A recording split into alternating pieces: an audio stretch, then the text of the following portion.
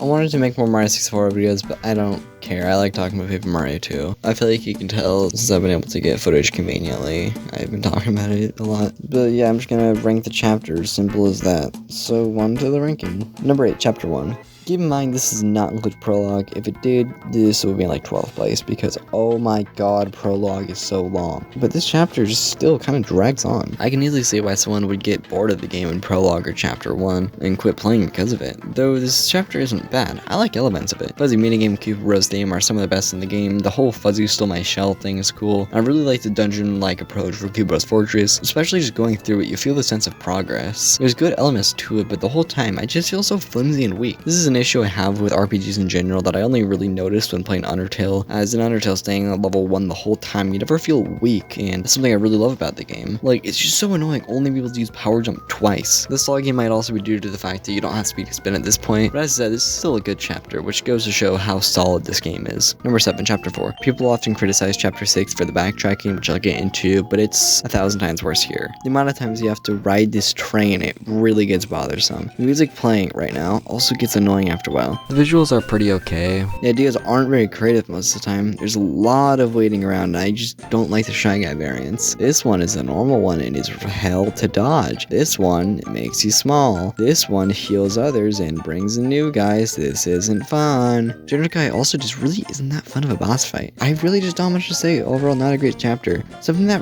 really did shock me though is that it's only about half an hour, 40 minutes long. That's surprising because it feels extremely long when I'm playing it, like over an hour long. It may be so short because I can cut down on some of the backtracking since I already know how to complete it. I don't know, I feel like this and Chapter 1 can be swapped around, at least by now I feel mildly strong. Number 6, Chapter 6, funny. As I said earlier, people often complain about the backtracking, but I don't really find it as big as an issue as you have one central area and each path stretches 2 to 3 areas out, and there's no waiting around. I also like the idea of having to feed the colored berries to the same colored plants. You're cannibals. I also like the character design of this chapter for some reason. My biggest issue is the visuals and sound. The majority of the chapter, the sun is sitting on his tower depressed because of a smoke machine putting smoke in the sky. So the visuals and music are accompanyingly depressing. It's not done very well in my opinion. Music isn't good. You can have depressing and good music at the same time. It also gets repetitive, and the visuals in my opinion didn't devote itself to the depressing look enough. I'm not criticizing it for being depressing. I like depressing stuff. They didn't commit to it enough. The grass still looks green and really nice, while the sky is gray and ugly. When the smoke machine is destroyed, it goes to a pretty nice looking and sounding area, but until then, it's just The boss fight Huff and Puff is also pretty annoying at times since you hit him, little tiny tough puffs comes out. Not to be confused with the rough puffs from earlier who named these. My f***ing name's Jeb Jab. Also, don't tell anyone this, but I'm writing this while I'm in school. And going back to Huff and Puff, his music is maybe the most forgettable track in the whole game. And his attacks, they're predictable. So overall, pretty meh chapter. Number 5, Chapter 2. Here's when the chapters get great. First off, 4 distinct areas. That's awesome. Mount Rugged is just a fun area to explore. I love the same room design idea, whatever, of Dry Dry Desert, and making the path to Dry Dry Outpost straight to the right was definitely a good move. There's just so many secrets in this area, and when you get to Dry Dry Outpost, having to give this guy a lemon, or a lemon I forgot honestly, to give you the clue of buying a dried shroom and a broken hammer in that order, it's just really cool. And when you get to Dry Dry Ruins, you get this really nice looking cutscene, and the sky turns to night, and I just wish that the desert looked this on more occasions. It's just so nice. Treasure Ruins has some of the issues that Chapter 6 had with the music. It's basic, forgettable, and visuals are as you'd expect. I like to see a mix of what you'd expect and new, something along the lines of Hotlands from Undertale. This was 2000, so maybe I can give them a pass. The ruins in general are just so fun.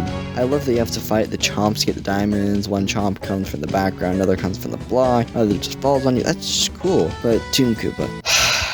It's a good fight. I hate how the chain chomp is targeted first. Couldn't tell you how many times I power jumped the chomp because of it. I don't think I did enough background footage at all. But yeah, overall, really good chapter. It doesn't drag on like Chapter 1 does. Partially because I have speed to spin at this point, partially because I'm used to it at this point in the playthrough, partially just because it's better. This is when the game starts to get really good. Number 4, Chapter 3. This one is the one everyone talks about, and for good reason. It starts out in Forever Forest. It's like Lost Woods from Ocarina of Time, where instead of your hint being music gets quiet, your hint is something will be different on one path. a face in the tree, different looking flowers, more mushrooms. It's cool. And the music in this area is also really good. Then you move on to Boo's Mansion, a really fun puzzle area. I like it. I just wish there was enemies here just to make it feel like a full area. Then you hit the Tubba's castle. It's just so good. But I haven't got to the story yet. So this guy, Tubba, he's a punching bag, but Bowser made him invincible by taking out his heart and locking it up. So now he eats boos because they taste good even though they don't taste like anything because they're ghosts. So now you have to get the key to the windmill where his heart is locked, and you have to find the key to his heart. I see what you guys did there. And in his mansion, there are surveillance.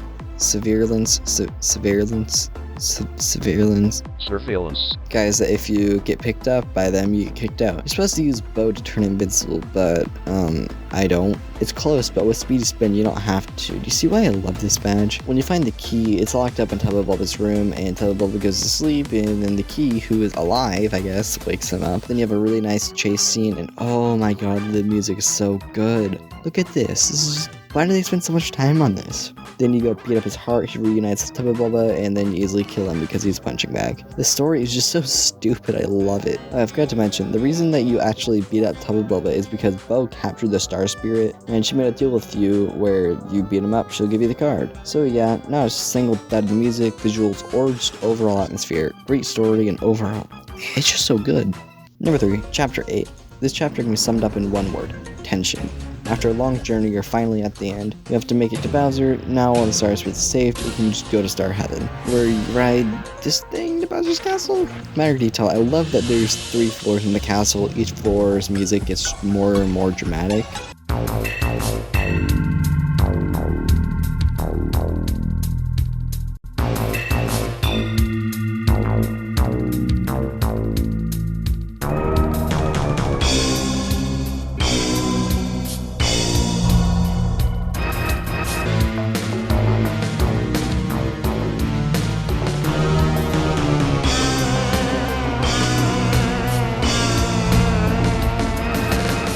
And the ideas in the chapter are also so good. Getting locked up in jail and having to unlock you and the others from the basement. A quiz where if you fail, you have to fight 3 anti-guys. A final fight with Junior Troopa where he goes through all the phases and attacks he's used up to this point. It's all great. Though this is kind of a long chapter. And in my mind, I exaggerate it because most chapters have pipes that quickly go from Toad's Town, or you're already in Toad Town. Sped up times 10. Look at how long it takes to go from Bowser to Toad Town.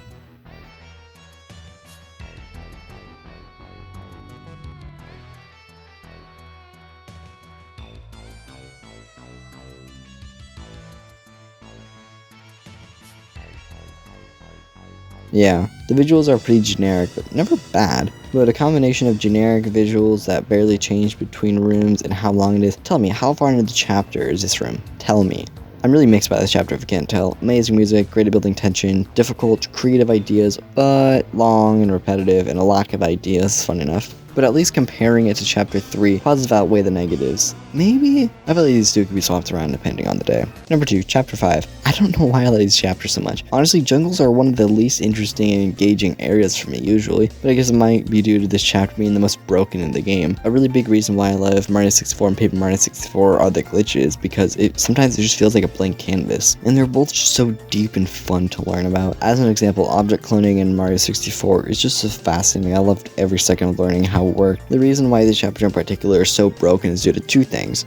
One, this single spring right here, which it allows you, with a proper setup, to walk around with the save prompt up, which can break the game in more ways than you can imagine, including permanently soft locking your save file or swimming on land, shameless plug. And the fact that after getting the Star Spirit card, you go right and go do this cutscene, you can redo that cutscene to time travel. It's fun. Yeah, I have too much knowledge in the game, and I'll go on for hours if I wanted to. But back to the actual chapter. You travel here by whale to an island near Toad Town, and Colorado tags along because there's a treasure on the island he wants to get. So you go, oh wow, cool volcano, let's go in there. Oh wait, we can't. And boom, the Yoshi kids are gone. Oh yeah, the chapter is Yoshi Village.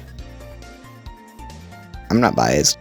So what happened is, behind Sushi's back, all the Yoshi kids went and played hide and seek in the jungle, got lost. Somehow Sushi got stuck in this tree. You go help her, then you save all the Yoshis, then you get these ravens help you make a pull thing to get the volcano, go through it. And the volcano is a really fun area. It's very quick, but very fun to go through, how quickly you can do everything. It's just very satisfying to watch and do. The chapter's just fun, I don't know what to say. Number 1, chapter 7.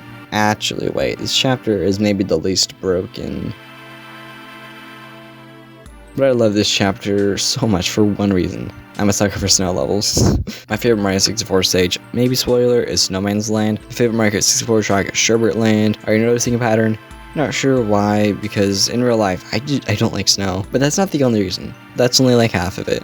When you first enter Chapter 7, you're in Shiver City, you make your way to the mayor's house, but his wife accuses you of murder, so the entire city is in lockdown. You have to clear your image. I love this. You go to Herringway?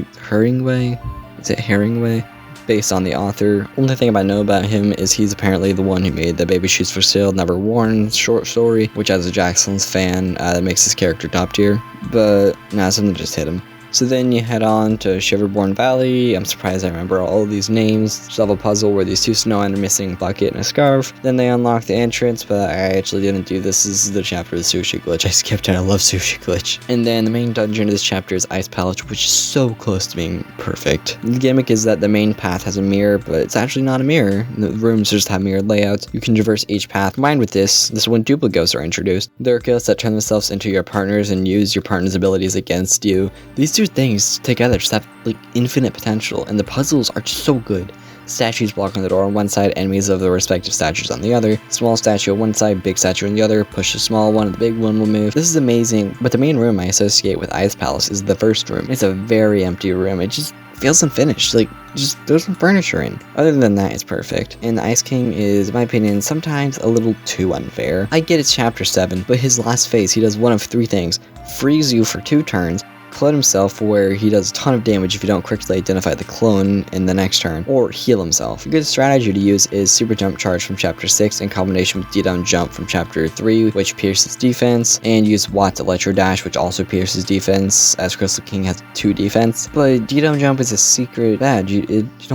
You have to go out of your way to get it. You have to bomb a not very obviously bombable wall. There's a really high chance you just won't have D-Down Jump. Despite all of this, my first playthrough, I don't remember having issues with him like I did with Huff and Buff and Bowser. So maybe I'm just like exaggerating. I don't really know. I could be wrong, but for the most part, this is an amazing chapter. Peak Paper Mario.